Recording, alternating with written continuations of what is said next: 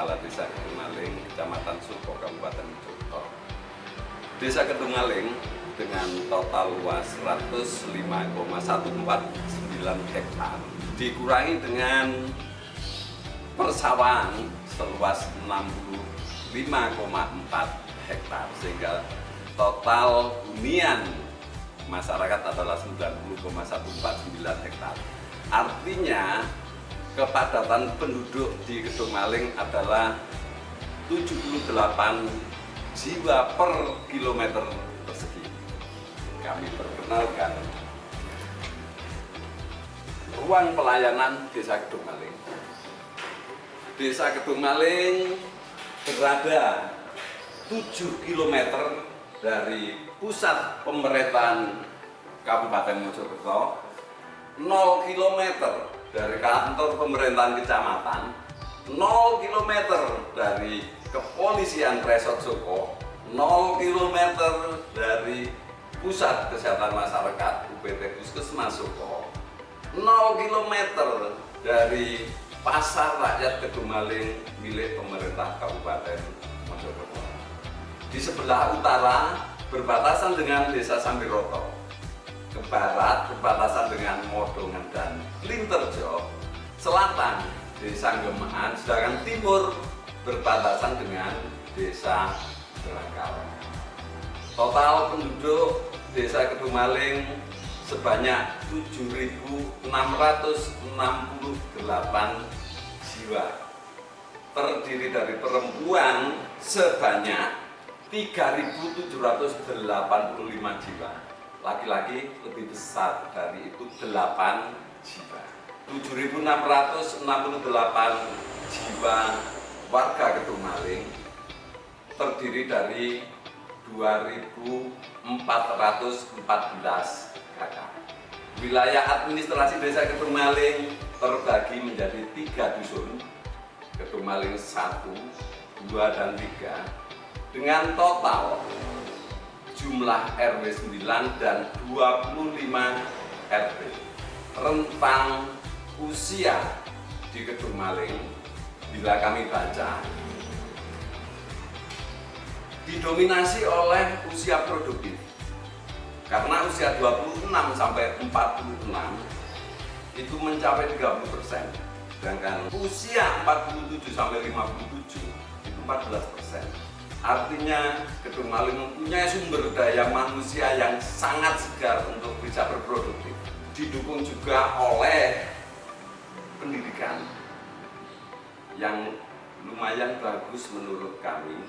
Pendidikan dasar sebanyak 4.431 jiwa atau 25%. Pendidikan tinggi 541 jiwa. Dan dari pendidikan tinggi tersebut 29 orang strata 2 mereka lulus, dan strata 3 ada 3 orang. Itulah latar belakang pendidikan warga kami Desa Kedungmaling. Pekerjaan beraneka warna, namun didominasi oleh pekerjaan wira swasta sebanyak 1.591 jiwa atau 20%, pegawai swasta 1.019 jiwa atau 13%, sedangkan PNS, guru, PNI, Polri sebanyak 3%. Itu sekilas tentang profil data Desa Kedungmaling. Sementara apa sih yang dilakukan oleh pemerintah Desa Kedungmaling di dalam rangka menunjang desa sebagai ibu kota kecamatan? Seperti kami sampaikan tadi bahwa dari pusat pemerintahan kecamatan kita 0 km. Harusnya kami memang desa yang indah, harusnya kami desa yang bersih, harusnya kami adalah desa yang ketika orang lewat akan membuat mereka terkesan, karena kita adalah salah satu desa ibu kota kecamatan Suko. Untuk menunjang Kedungmaling menjadi pusat atau ibu kota kecamatan, kebijakan yang dilakukan oleh desa adalah merintis kawasan wisata dengan menanam anggur. Kenapa anggur yang kita pilih? Bukan hanya perindangan yang kita peroleh, bukan hanya penghijauan yang akan kita dapat. Ingat bahwa Kedung Maling bagian Indonesia yang sangat subur, bahkan tongkat dan batu pun jadi tanaman. Kita subur sekali, nggak perlu penghijauan. Tapi yang kita rintis adalah sesuatu yang menjadi kawasan, sesuatu yang sangat indah di RW 4, di RW 9, dan RW 10. Bahwa apapun yang kami rintis, tanpa melibatkan lembaga, tanpa melibatkan badan desa, tanpa melibatkan masyarakat, mulai perencanaan, pelaksanaan, dan pengawasan adalah sesuatu yang sia-sia. Karena sinergitas adalah semangat kami. Sinergitas adalah roh kami. Sinergitas adalah sumber daya yang adanya hanya di jiwa dan semangat kami. Monggo temen maju nih. Iya. Ya.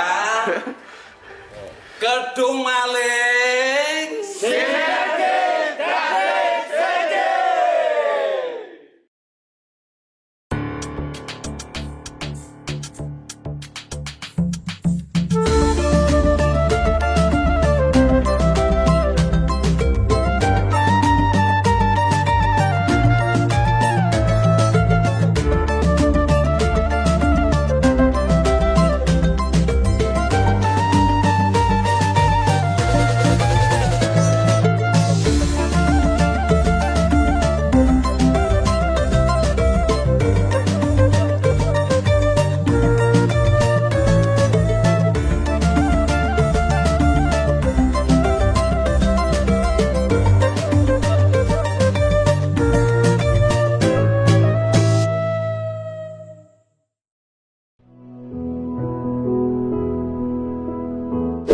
Assalamualaikum warahmatullahi wabarakatuh. Perkenalkan, nama saya Iqbal, warga Desa Kedung Maling, Kecamatan Suko, Kabupaten Mojokerto. Di sini saya mewakili kader lingkungan dari Desa Kedung Maling yang terkelompok dalam kelompok tani anggur Majapahit, akan menyampaikan tentang kemanfaatan ruang terbuka hijau di desa kami. Ini yang pertama, untuk pemanfaatan ruang terbuka hijau yang ada di Desa Kedung Maling, ini kami memanfaatkan lahan yang ada di bantaran sungai. Ini kami tanami tanaman pohon anggur di sepanjang bantaran sungai ini sejauh 180 meter, yang mana nantinya juga akan sampai menyambung di Kedung Maling Selatan sejauh kisaran 300 meter.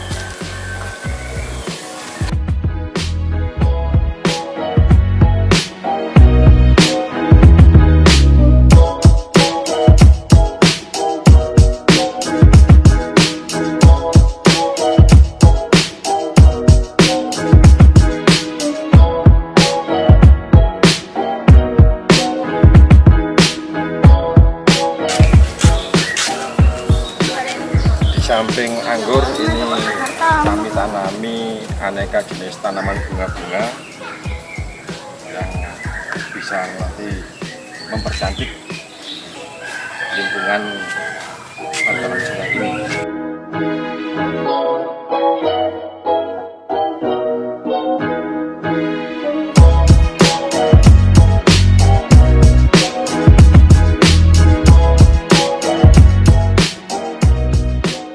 Samping ada tanaman anggur yang kami tanam, kami juga bersama kawan-kawan memproduksi bibit, yaitu bibit anggur, yang mana dari hasil bibit tersebut hasilnya kami gunakan untuk merawat dari daerah sekitar sini.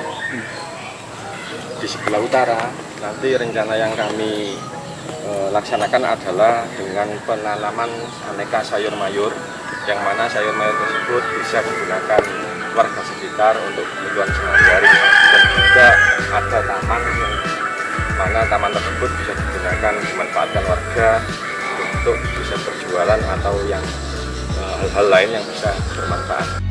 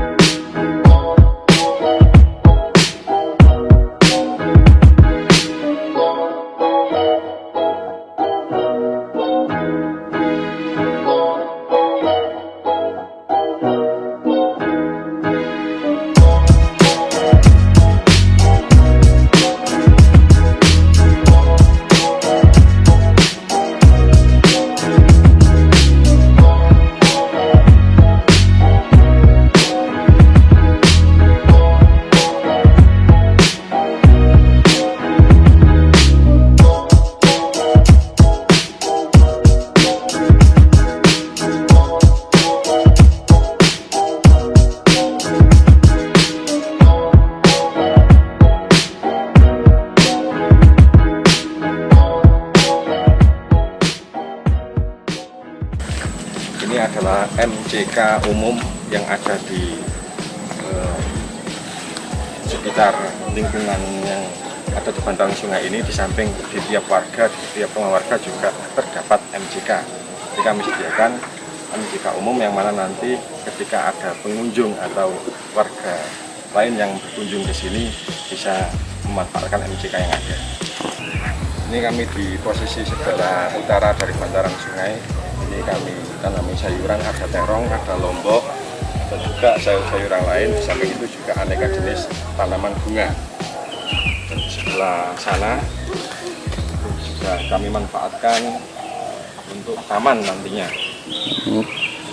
Yang mana harapan kami ketika kami manfaatkan seperti ini bisa bernilai ekonomi tinggi, yang mana itu tentunya bisa menjadikan masyarakat sekitar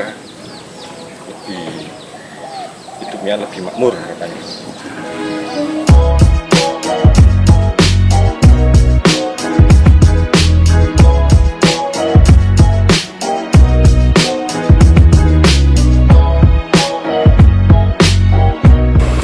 Untuk sampah organik atau limbah dapur yang ada di sekitar sini kami manfaatkan untuk pupuk, salah satu dengan model biopori ini.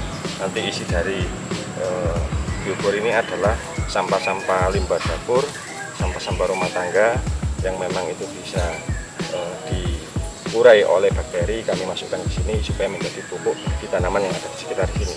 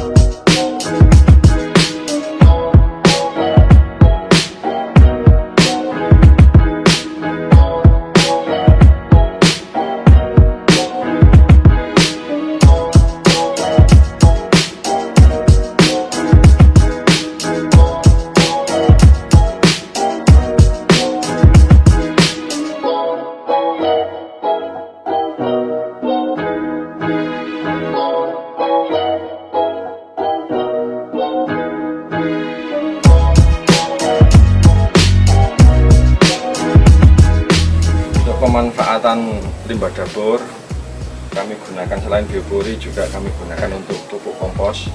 Yang pertama dengan metode jadam. Jadi ada dua metode yang kami gunakan dalam pemanfaatan limbah dapur dan limbah buah-buahan yang ada di sekitar sini. Yang pertama ini dengan metode jadam. Ini adalah hasil dari pemanfaatan limbah dari tanaman yang ada, dari daun-daun yang ada, kami gunakan untuk pemupukan hasilnya nantinya. Ini dengan metode jadan.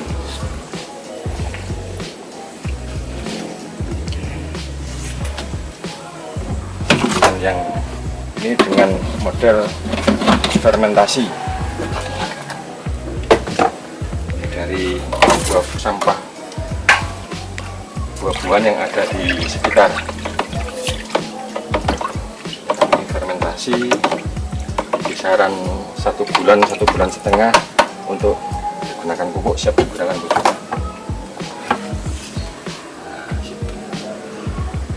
Suatu sate.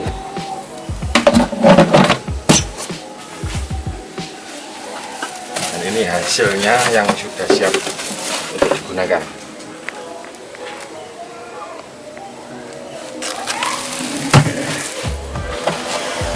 Demikian yang dapat kami sampaikan uraian singkat tentang pemanfaatan pengelolaan ruang terbuka hijau di Desa Gedung Maling, Kecamatan Suko, Kabupaten Mojokerto. Terima kasih.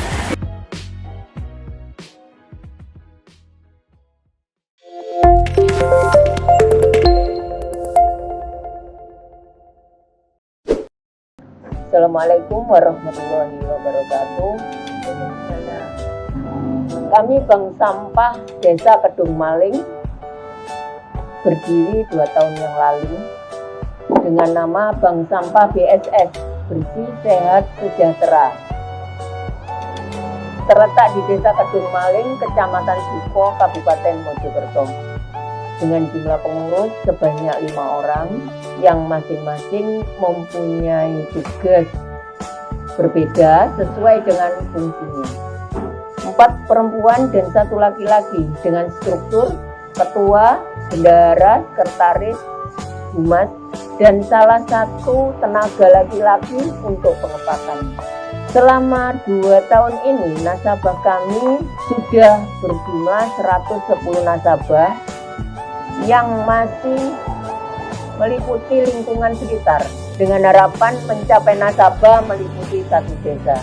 Dari 110 nasabah tersebut mencapai omset yang kami dapatkan rata-rata per bulan 900.000 sampai dengan 1.200.000. Semisal rata-rata kardus bisa mencapai 100 kilo, besi bisa 20 kilo, plastik 10 kilo, kaleng bisa 25 kilo, duplek 120 kilo, resek bisa 25 kilo. Kami melakukan penimbangan 2 kali dalam 1 bulan. Setiap penimbangan, semua pengurus melakukan pemilahan.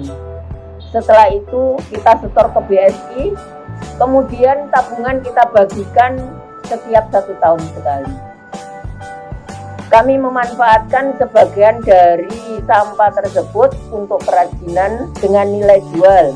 Salah satunya kresek, tutup botol, kaleng, rokok. Tujuan kami ingin menciptakan bebas sampah di wilayah kami, serta mampu memberikan contoh bahwa sampah mempunyai nilai rupiah di masyarakat. Dan kami, jangan dilihat sampahnya, lihatlah rupiahnya. Lihat kebersihannya, lingkungan, juga kesehatan. Demikian dari kami, tim Bank Sampah BSS, Bersih Sehat Sejahtera Kedung Maling. Wassalamualaikum warahmatullahi wabarakatuh.